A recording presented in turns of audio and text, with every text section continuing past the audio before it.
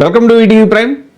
గుడివాడ వైసీపీ శ్రేణుల్లో కొత్త ఉత్సాహం వెల్లివిరిసింది. కారణం ఏంటంటే బాస్ ఈజ్ బ్యాక్ అని కొడాల నాని గారు మళ్ళీ యాక్టివ్గా ఫీల్డ్లోకి వచ్చారు. తాజాగా జరిగినటువంటి కోటి సంతకాల సేకరణ కార్యక్రమంలో భాగంగా ఆయన వచ్చి ఆ కార్యక్రమంలో పాల్గొని మాట్లాడటం జరిగింది. ఈ మెడికల్ కాలేజీలు ప్రైవేటైజ్ చేసేటువంటి ఈ కూటమి కుట్రలు ఏవైతే ఉన్నాయో వాటికి వ్యతిరేకంగా జరుగుతున్న ఈ ఉద్యమానికి పెద్ద ఎత్తున ప్రజాస్పందన వస్తోంది. సో ఖచ్చితంగా దీని మీద కూటమి పునఃసమీక్షించుకోవాలి.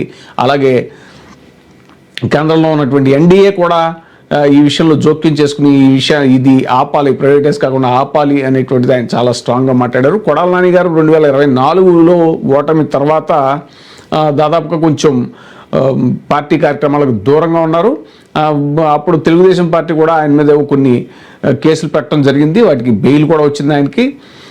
అయితే ఆయనకి బైపాస్ సర్జరీ జరిగింది. దాంతో ఏంటంటే ఆయన ఆల్మోస్ట్ 6 months రెస్ట్ తీసుకోవాలని చెప్పారు డాక్టర్స్. దానివల్ల కూడా ఆయన పార్టీ కార్యక్రమాలకు దూరంగా ఉండటం జరిగింది. ఆ టైంలో కూడా గుడివాడలో కొన్ని కార్యక్రమాలు కొడాల నాని గారి తరఫున పేర్ని నాని గారు కొన్ని ప్రొటెస్టులు అవి జరిగాయి కదా. అప్పుడు వైసీపీకి సంబంధించి రైతుల ప్రొటెస్టులు కానీ ఇంకా మన రకరకాల ప్రొటెస్టులు ఏవైతే జరిగాయో ఫీజు రియంబర్స్మెంట్ ప్రొటెస్టులు వీటన్నిటికీ కూడా పేర్ని నాని గారు హాజరవడం జరిగింది. వాళ్ళ మధ్య ఉన్న అవినాభావంతో సంబంధం మనకు తెలిసిందే. కొడాల నాని గారు, వల్లభనేని వంశీ గారు, అలాగే పేర్ని నాని గారు ఆ మధ్యన ఇటీవల తాడేపల్లి క్యాంప్ కార్యాలయంలో జగన్మోహన్ రెడ్డి గారిని వీళ్ళు కలవడం కూడా జరిగింది. అప్పుడు రకరకాల మళ్ళీ వ్యాఖ్యలు అవన్నీ వచ్చాయి. మళ్ళీ అప్పుడు కూడా పార్టీ శ్రేణుల్లో ఒక ఉత్సాహం వచ్చింది. ఎందుకంటే కృష్ణా జిల్లా రాజకీయాల్లో కొడాల నాని గారు అంటే ఒక ఫైర్ బ్రాండ్ కాబట్టి ఆయన రాక కోసం ఆయన అనుచరులు అలాగే అక్కడ స్థానిక వైసీపీ శ్రేణులు వాళ్ళంతా వైసీపీ నాయకులు కృష్ణా జిల్లా నాయకులంతా కూడా చాలా ఆశగా ఎదురు చూస్తున్నారు. ఎట్టకేలకు ఆయన బయటకు వచ్చారు, చాలా స్ట్రాంగ్గా మాట్లాడారు. ముందు పార్టీ కార్యక్రమాల్లో పాల్గొంటాను, సర్జరీ తర్వాత 6 months రెస్ట్ తీసుకోవాలి అనటం వల్ల నేను ఎక్కువగా పాల్గొలేకపోయాను. సో ఇప్పుడు ఫర్దర్గా మళ్ళీ పూర్తి స్థాయిలో పార్టీ యాక్టివిటీస్లో పాల్గొంటాను, మళ్ళీ జగన్మోహన్ రెడ్డి గారిని సీఎంని చేయటానికి శాయశక్తిలో కృషి చేస్తాను అని కూడా కొడాల నాని గారు చెప్పడం జరిగింది.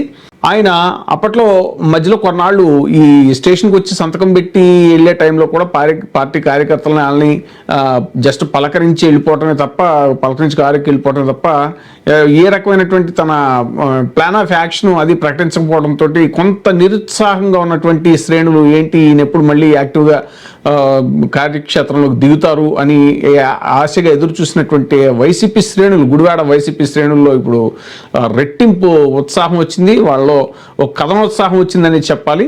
సో త్వరలోనే కొడాల నాని గారు మళ్ళీ బ్యాక్ టు ఫైట్ అన్నట్టుగా రెడీ కాబోతున్నారు అనేటువంటిది స్పష్టంగా తెలుస్తుంది. ఎందుకంటే ఆయన ఎంటర్ అయిన తర్వాత మళ్ళీ టీడీపీ శ్రేణులకి ఖచ్చితంగా ఒక గుబులు ఉంటుంది. ఎందుకంటే ఆయన అటాక్ వేరే లెవెల్లో ఉంటుంది. అదంతా మనం 2019 నుంచి 2024 మధ్యలో చూసాము.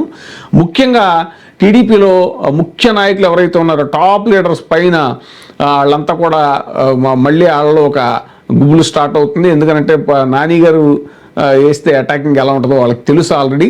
అందువల్ల అంతా కూడా ఇప్పుడు మళ్ళీ వైసీపీ శ్రేణుల్లో పూర్తిగా ఉత్సాహం నిండుకుందని చెప్పాలి. కూడా విజ్ఞప్తి చేస్తారు, తప్పకుండా పేద ప్రజల కోసం ఏదైతే కాలేజీలని జగన్మోహన్ రెడ్డి గారు ప్రారంభించారో వాటిని పేద ప్రజలకే అందేటట్టు ప్రభుత్వమే ఆ కాలేజీలని నడిపేటట్టు చర్యలు తీసుకోవాలని చెప్పి ప్రభుత్వాన్ని కోరుతున్నాను. అదేవిధంగా జగన్మోహన్ రెడ్డి గారి కోటి సంతకాలు సేకరించి ఆయనకి పంపిస్తాము, ఆయన గవర్నర్కి అందిస్తారు. పైన ఉన్నటువంటి కేంద్ర ప్రభుత్వం కూడా ఈ ప్రభుత్వానికి మద్దతు ఇస్తుంది కాబట్టి వాళ్ళు కూడా జోక్యం చేసుకుని ఈ కార్యక్రమాన్ని ఇక్కడతో ఫుల్ స్టాప్ పెట్టాలని చెప్పి నేను కోరుకుంటున్నాను. ఈ గత 6 నెలలుగా నేను కొంత రాజకీయాలకు దూరంగా ఉన్నాను. ఎందుకంటే నాకు బైపాస్ సర్జరీ జరిగింది. దానికోసం ఒక 6 నెలలు రెస్ట్ తీసుకోవాలని చెప్పి డాక్టర్లు చెప్పడం జరిగింది. దాని ప్రకారం 6 నెలలు కంప్లీట్ అయింది. అయితే ఇంకొక 6 నెలలు ఇటువంటి ప్రోగ్రాంలో పాల్గొంటాను. తప్పకుండా ఆ తర్వాత మరి ఎప్పటిలాగా ప్రజా ఉద్యమాల్లో కూడా రోడ్డు మీదకి వచ్చి ప్రజల తరఫున ఫైట్ చేస్తామని చెప్పి ఈ రాష్ట్రంలో జరుగుతున్నటువంటి అనేక అవకతవకలు కావచ్చు, అనేక రకాలైనటువంటి అక్రమాలు, వేధింపులు వీటన్నిటినీ కూడా ఎదుర్కొని నిలబడి వైఎస్ఆర్సీపీ జెండాని మళ్ళీ జగన్మోహన్ రెడ్డి గారిని ముఖ్యమంత్రిని చేయడానికి మాకు శక్తివంతం లేకుండా కృషి చేస్తారని